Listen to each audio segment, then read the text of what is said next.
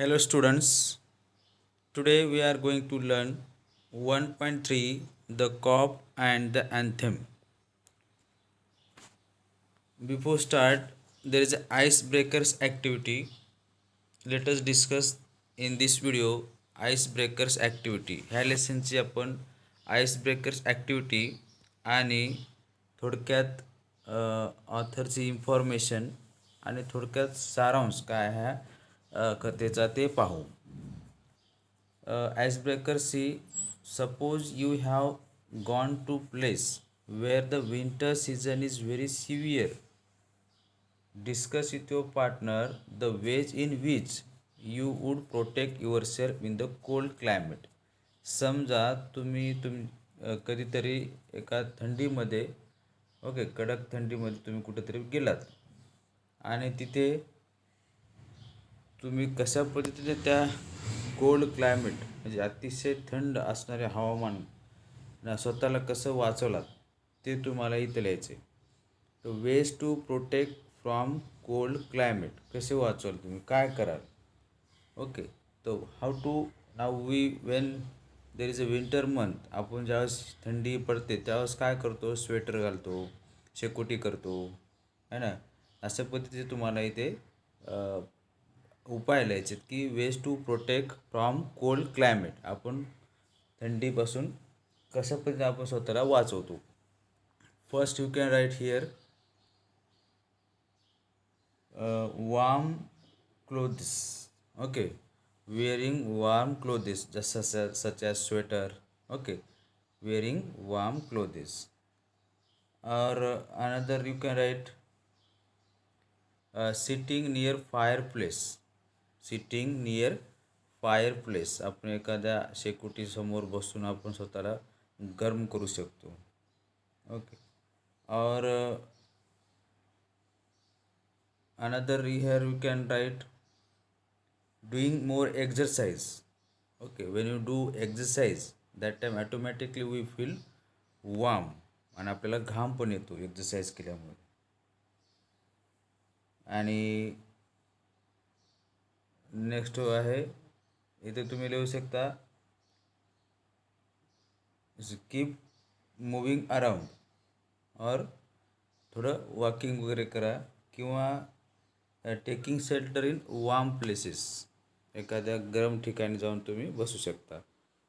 So अशा प्रकारे हे 4 उपाय तुम्हाला इथे सांगायचे आहेत. नेक्स्ट क्वेश्चन आहे बघा. When you see a cop approaching you feel either relieved or scared. ज्यावेळेस एखादा पोलीस तुमच्याकडे येत आहे त्यावेळेस तुम्हाला दोन्हीपैकी एक फिलिंग वाटेल. एक तर तुम्हाला बरं वाटेल, रिलीफ म्हणजे रिलॅक्स वाटेल, अन्यथा तुम्हाला भीती वाटेल, स्केड. ओके, तर discuss with your partner the situation when you feel relieved or scared. एखादा पोलीस तुमच्याकडे येतो आहे त्यावेळेस तुम्हाला भीती वाटेल किंवा बरंही वाटेल, रिलॅक्स वाटेल. तर ही अशा सिच्युएशन दिल्यात तुम्हाला कधी हे वाटतं बघा. Relieve Wien you feel relieve एखादा पोलीस तुमच्याकडे येत आहे कॉप, तर तुम्हाला कसं बरं वाटेल कोणत्या सिच्युएशनमध्ये. पहिलं सिच्युएशन दिली बघा. You are walking alone in a dark street है ना. एखाद्या अंधारी किंवा मध्यरात्री तुम्ही रस्त्याने एकटे चाललात आणि तुम्हाला भीती वाटते चोरांची, कोणाची, लुटमारांची. आणि त्यावेळेस तुम्ही पोलिसाला पाहिलं तर तुम्हाला कसं वाटेल, अरे वा आता पोलीस आहे म्हणजे आपल्याला काही भीती वाटणार नाही, असं तुम्हाला रिलीफ वाटेल. तर सेकंड सिच्युएशन काय असेल. सेकंड सिच्युएशन कधी तुम्हाला बरं वाटेल. समजा तुम्ही इथे लिहू शकता when you are alone. Okay, at your area and you saw some people like thief are coming towards you है ना. जर तुम्ही एखाद्या घरी किंवा आपल्या एरियामध्ये एकटे आहात आणि तुम्हाला वाटलं की जरा डाऊटफुल लोक म्हणजे चोर असणारे लोक दिसणारे तुमच्याकडे येत आहेत, तितक्यात तुमच्याजवळ पोलीस उभा आहे, तर त्यावेळेस काय वाटेल तुम्हाला, रिलीफ वाटेल. ओके, और अनदर सिच्युएशन रिलीफ वाटण्यासाठी समजा गर्दी आहे, it is a crowd, okay, and you have not done any mistake and you see something happen on the road, आहे ना, आणि त्या गर्दीमुळे तुम्हाला काय होणार आहे, ती गर्दी काय हटतच नाही, ओके, सॉल्व होत नाही.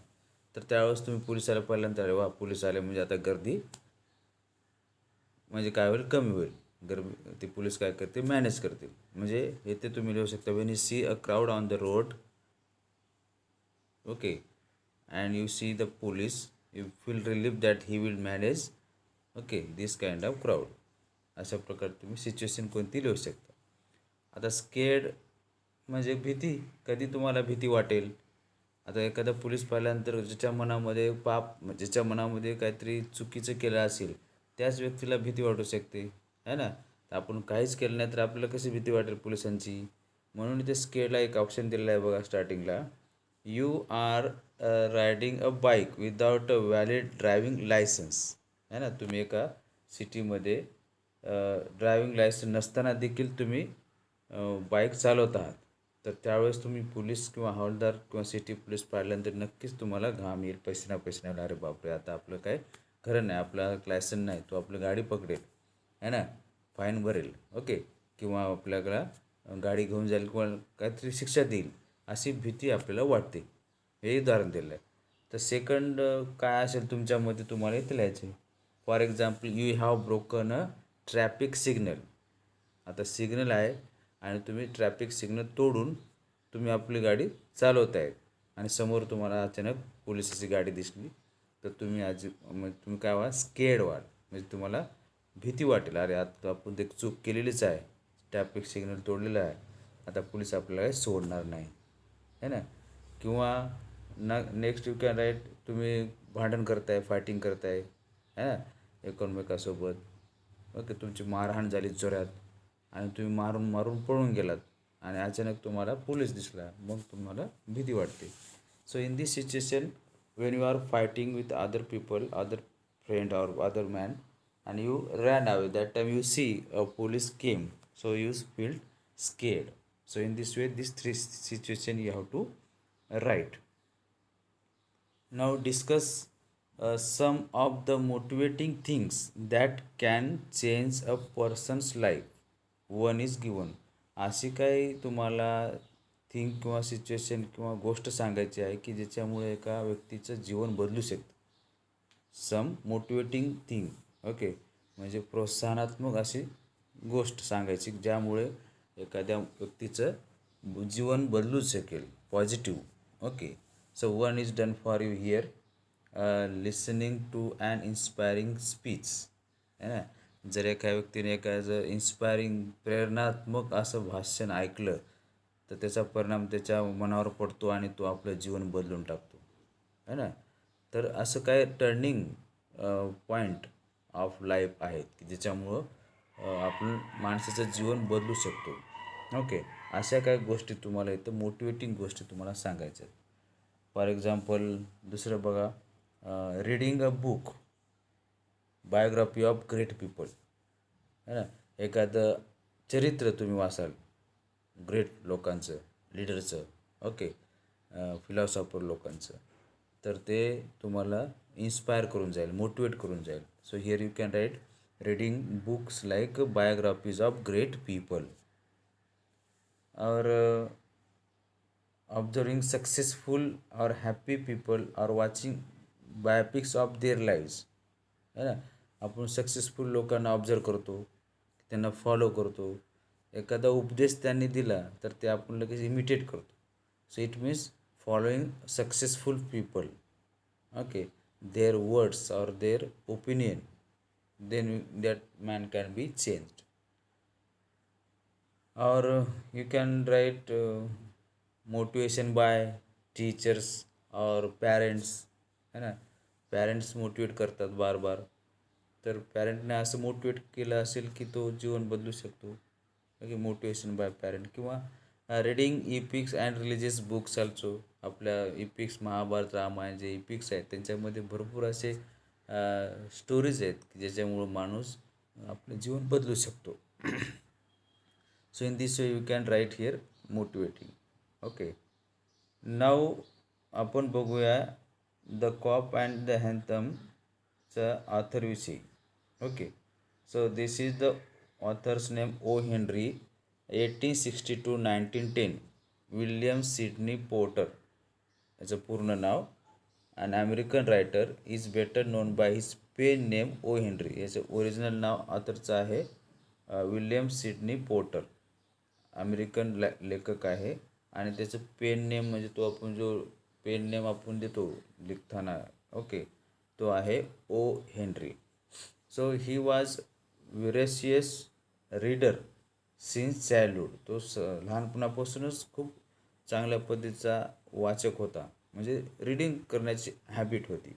ही started humorous weekly and the Rolling Stone, and when the venture failed, he joined the Austin Post as a reporter, a columnist, and occasional cartoonist. म्हणजे तो त्यावेळेस ज्यावेळेस तो लिहितो आणि लिहिताना काय ही व्हेंचर फील्ड म्हणजे तो असक्सेस होतो, म्हणजे अनसक्सेस होतो, त्यावेळेस त्याने लिखाण सोडून एका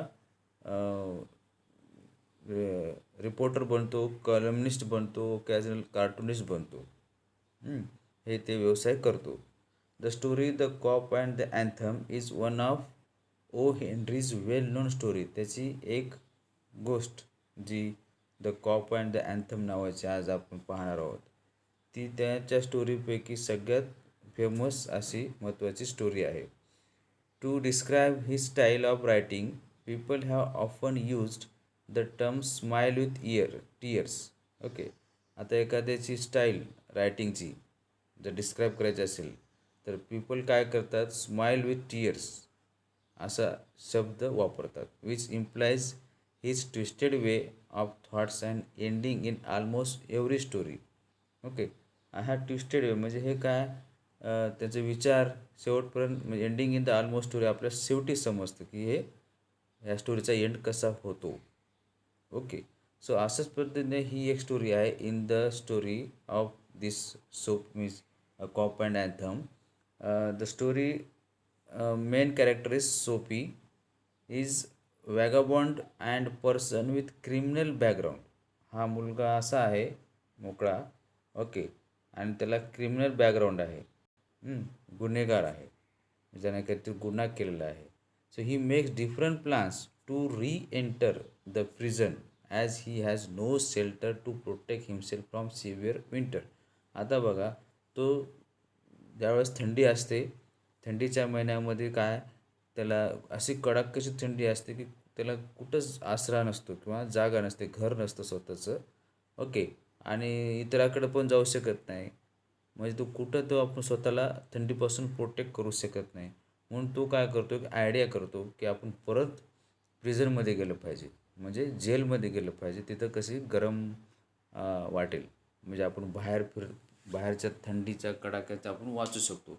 मग स्वतःला थंडीच्या कडाक्यातून वाचण्यासाठी तो परत जेलमध्ये जाण्याची प्लॅनिंग करतो.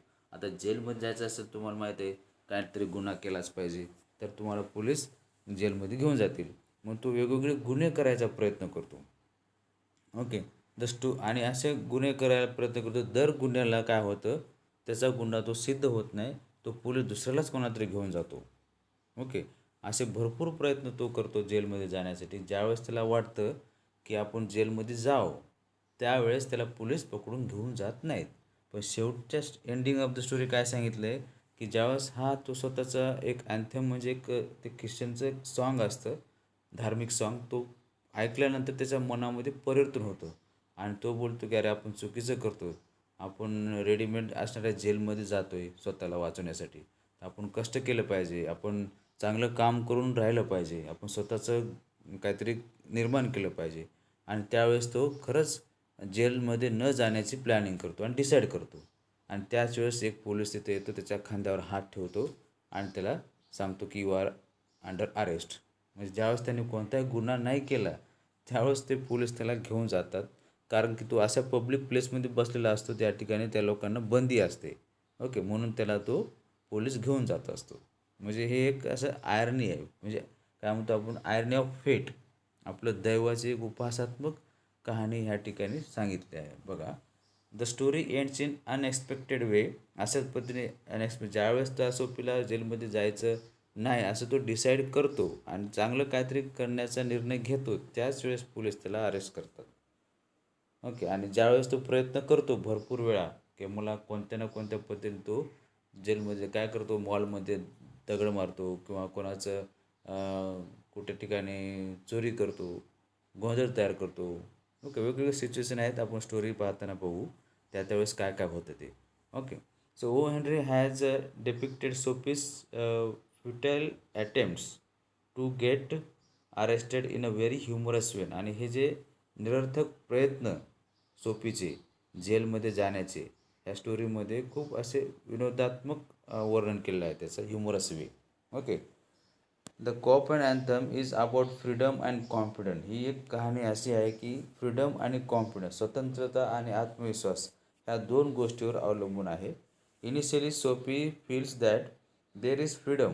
सुरुवातीला सोफीला वाटतं की आपल्याला स्वतंत्र आहे from miseries and worries. Okay. म्हणजे त्याच्याकडे आता कोणत्याही त्रास किंवा काही वरीज नाहीत. ओके. चिंता नाही, काय नाही, तो फ्री आहे असं त्याला वाटतं. In confinement means in the prison. आता प्रिझनमध्ये काय टेन्शन असतं, काय नाही. ओके. तिथं काय मस्त आराम करायचा असतो. ओके. म्हणजे ते ज्यावेळेस जेलमध्ये जातो एखादा व्यक्ती गुन्हा करून, त्याला वाटतं की इथं काही जिम्मेदारी नसते. आता बाहेर जसं आपण वागतो, आपल्याला घरचे कामं करावं लागते किंवा इतर काही काम करावं लागते, जॉबला जावं लागतं आहे ना, वेगवेगळे कामं आणि घरची कुटुंबाची जिम्मेदारी पण असते. परंतु जेलमध्ये काय कोण नसतं, एकटं असतं आणि त्याला वाटतं की आपण जेलमध्ये असताना कसं असतो, फ्री असतो, असं त्याचं मत असतं. The notes of anthem transform him from within and he resolve to work hard. आणि त्यावेळेस तो सॉन्ग, अँथमचं सॉन्ग ऐकतो, त्यावेळेस त्याच्या मनामध्ये बदल होतो. ओके. आणि तो ट्रान्सफॉर्मेशन होतं की आता आपण इथं असं जेलमध्ये न बसता किंवा असे गुन्हे न करता आपण काय केलं पाहिजे, स्वतः हार्डवर्क केलं पाहिजे, कठीण परिश्रम केला पाहिजे, असं त्याची मनाची तयारी होतं. म्हणजे there was turning change in his life. Sophie faces the irony of fate. Okay, as the moment he realizes the real freedom lies in the virtuous life, he is taken into confinement.